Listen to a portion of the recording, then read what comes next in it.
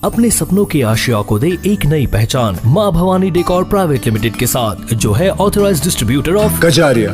देश की मिट्टी से बनी टाइल से देश को बनाते हैं। और जहाँ मिलती है सभी प्रकार के Indian and imported granite, marble, sanitary एवं कोटा स्टोन का अनोखा एवं आकर्षक संग्रह। माँ भवानी डेकोर प्राइवेट लिमिटेड मतलब a complete floor solutions. New 0 mile Dadar road, Muzaffarpur. Call 9934753311।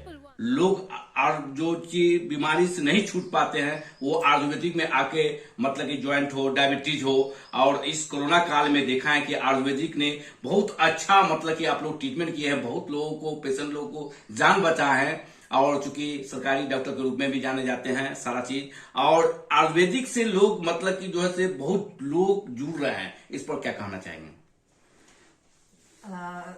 सही बात है। कोविड के बाद आयुर्वेद के प्रति लोगों का रुझान काफी बढ़ा है। आयुर्वेद सबसे पुरानी चिकित्सा पद्धति है, लेकिन हम धीरे धीरे इस पद्धति का इस्तेमाल करना भूल रहे हैं। आज ये हमारी जरूरत बन गई और हमारी दिनचर्या का हिस्सा है। आयुर्वेद का दो प्रयोजन है। आयुर्वेद को जब हम करते हैं तो एक उसका है पहला स्वस्था से स्वास्थ्य लक्षणम, और दूसरा है आतुरस्य विकार प्रशमनम।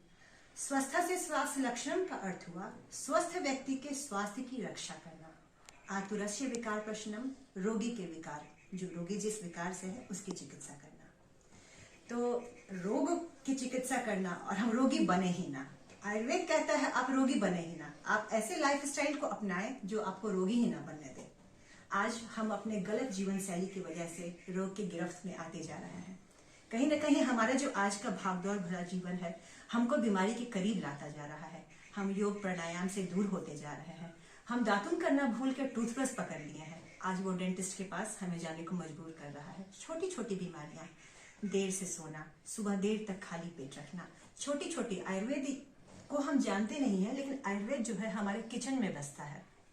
आयुर्वेद के लिए बड़े बड़े डॉक्टर्स के पास जाके अगर हम अपने किचन की ही सहायता लेते हैं तो हम बहुत सी बीमारियों से दूर रहेंगे। जानकारी के अभाव में लोग इन चीजों से हटकर डॉक्टर्स के पास चले जाते हैं, बीमारी के से जूझने लगते हैं।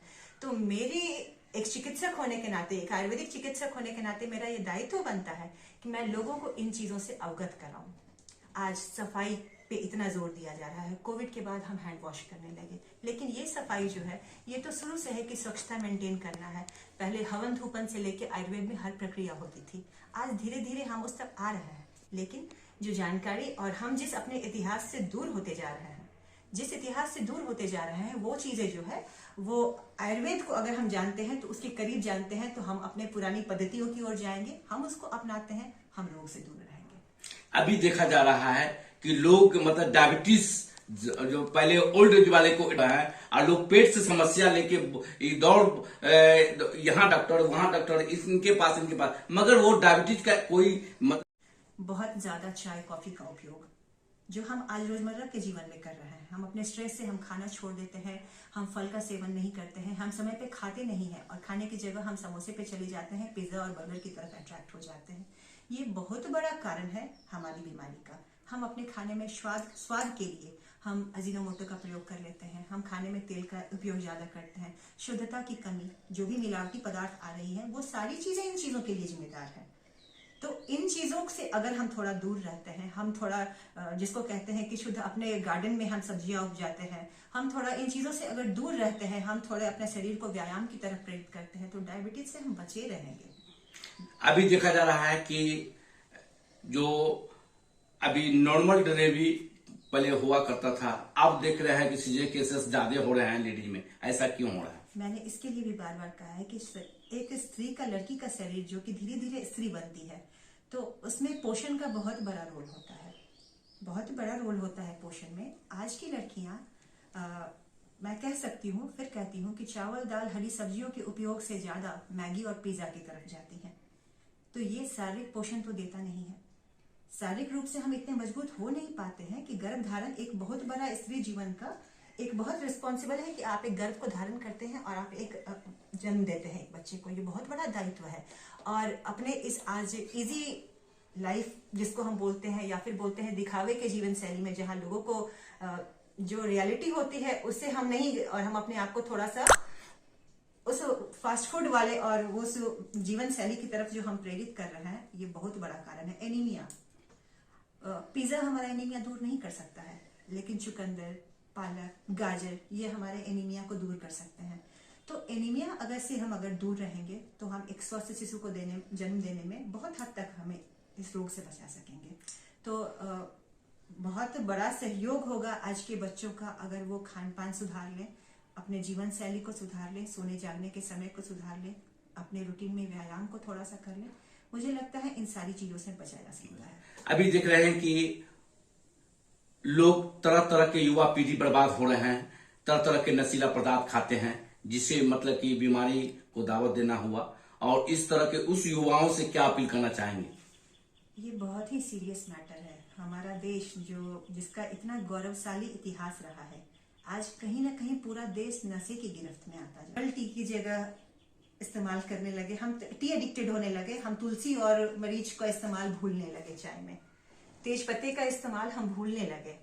हम शो ऑफ करने के चक्कर में आंखों के लिए कि त्राटक आप किसी फिक्स पॉइंट पर अपनी आंखों को कुछ देर तक, तो आंखों का व्यायाम भी बहुत जरूरी है। बच्चे ये नहीं कर रहे हैं। छोटे छोटे बच्चों को भी स्कूल का स्ट्रेस, स्कूल बस टाइमली करने का ये स्ट्रेस भी बहुत ज्यादा हो गया है। और स्ट्रेस जो है ये भूलने की बीमारी का बहुत बड़ा कारण है। रोशनी भी जा रही है, साथ में रोशनी भी जा रही है। लोगों के छोटे छोटे बच्चे को आंख में चश्मा डॉक्टर बताते हैं। बिल्कुल बिल्कुल। तो मोबाइल का इस्तेमाल कम से कम करना चाहिए। जहां तक हो सके इस चीज से बचने का प्रयास करना चाहिए। ये हमारी जीवन शैली का हिस्सा बन गई है, लेकिन इसका इस्तेमाल अभी भी हमारी जरूरत पर निर्भर करता है। जरूरत के लायक ही इसका इस्तेमाल करें, इसको भी अपना एडिक्शन न बनने दें। तो आम जनता से क्या अपील करना चाहेंगे कि जो मतलब स्वस्थ रहें, सुरक्षित रहें? मैं आम जनता से यही अपील करना चाहूंगी कि एक स्वस्थ जीवन शैली को अपना के ही हम समाज में योगदान दे सकते हैं। हमारा स्वास्थ्य अच्छा रहेगा। स्वास्थ्य शारीरिक स्वास्थ्य नहीं, हमारा मानसिक स्वास्थ्य भी अच्छा होना चाहिए। तो हम जब स्वस्थ रहेंगे तो हम अपने श्रम के द्वारा, हम अपनी गतिविधियों से समाज को योगदान दे पाएंगे। तो मेरी सबों से अपील ही स्वस्थ है कि स्वस्थ रहें, सुरक्षित रहें, समाज को आगे बढ़ाने में अपना सहयोग दें। परिचय बताया जाए। मेरा नाम डॉक्टर सुरभि है। मैं आयुर्वेदिक चिकित्सक हूँ। राष्ट्रीय बाल स्वास्थ्य कार्यक्रम में मैं अपना योगदान 2015 से दे रही हूँ। अभी मैं प्राथमिक स्वास्थ्य केंद्र मरवन में कार्यरत हूँ। मजदूर दिवस पे मैं सारे मजदूर साथियों को हार्दिक शुभकामनाएं देती हूँ। आप हमारे देश का मजबूत स्तंभ है। आप पर मेरे देश की तरक्की निर्भर करती है। आपकी मेहनत मजदूरी की बदौलत ही हम लोग अपने जीवन में सुख सुविधा पाने में समर्थ हो पाए हैं। आप सबों से मेरी यही शुभकामना है, आप स्वस्थ रहें, सुरक्षित रहें, अपने परिवार का सही ढंग से जीवन यापन करने में सहयोग करें और देश को आगे बढ़ाने में अपना सहयोग दें। बहुत बहुत धन्यवाद। मैं डॉक्टर सुरभि, आयुर्वेदिक चिकित्सक, प्राथमिक स्वास्थ्य केंद्र मरवन में उपस्थित हूँ और मैं आप सबों को ढेर सारी